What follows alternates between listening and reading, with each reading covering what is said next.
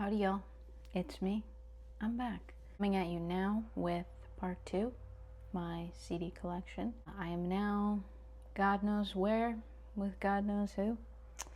And the last part I filmed, I really wasn't thinking sideways and backwards as I should have.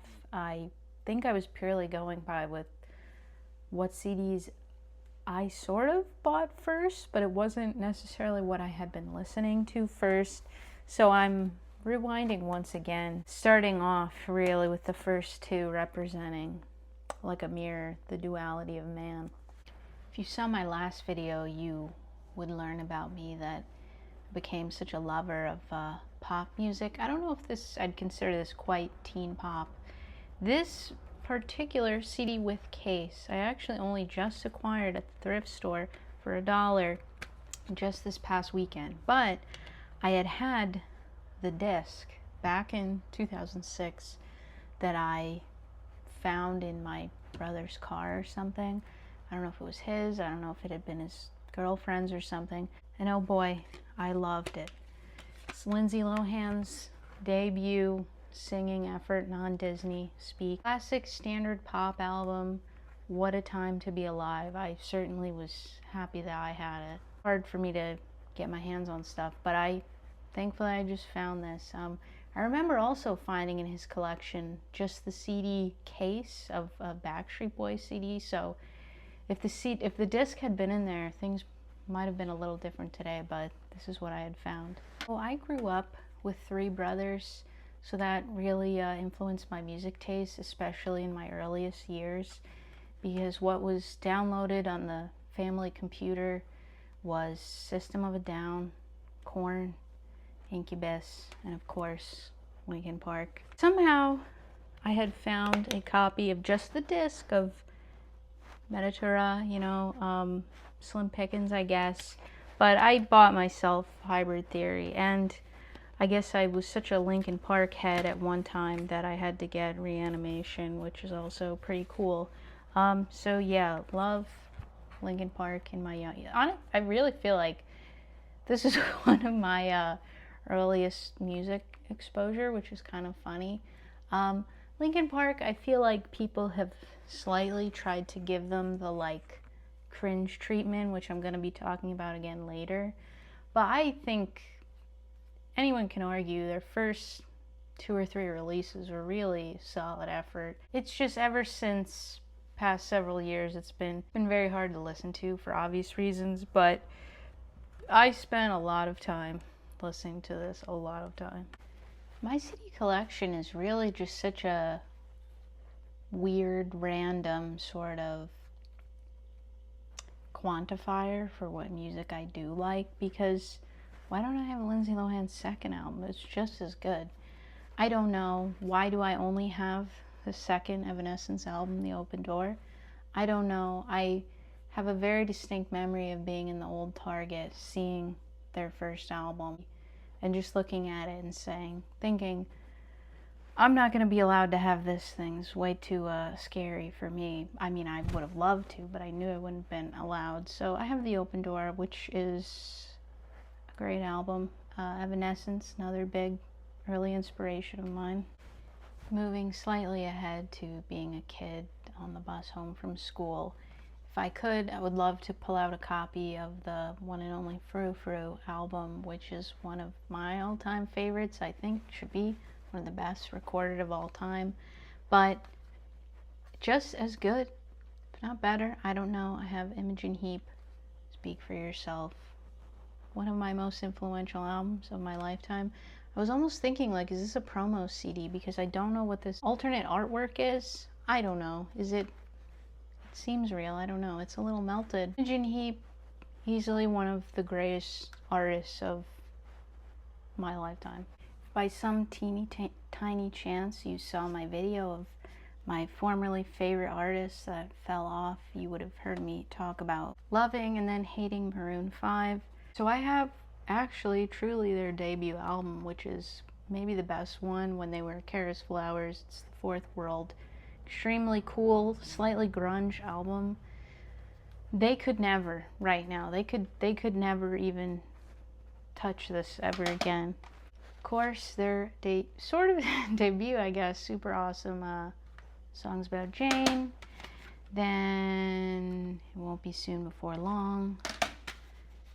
Hands All Over, alternate cover, thankfully. And then just a remix album, Call and Response. And then after those years went by, I ceased being a Maroon 5 fan for obvious reasons. So one band who I really think has been put in the sort of cringe category in later years, not rightfully so, is Hoobastank. I don't know why people are out here trying to categorize them with like Nickelback or something. Are their lyrics a bit on the nose? Yes, but when I was a kid, and still now, I appreciate their music. So I've got their first self-titled album, The Reason. I have a distinct memory of seeing the music video for The Reason on VH1 about 10,000 times when I was a kid. Maybe my favorite, Every Man for Himself. This is just like so great, so angry sounding. Then, you know, I liked some of their, in my mind, these are their later releases, even though it's like 2009. I have Fornever and Fight or Flight. I really think they've only had one release past this, which I heard a little bit of and I didn't mind, but I'm calling for justice for Hoobastank. They're not cringe. They're great.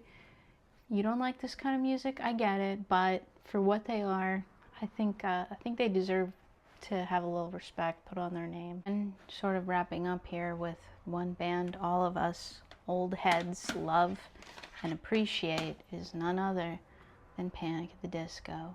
Now, Fever you can't sweat out. Hands down, their best album.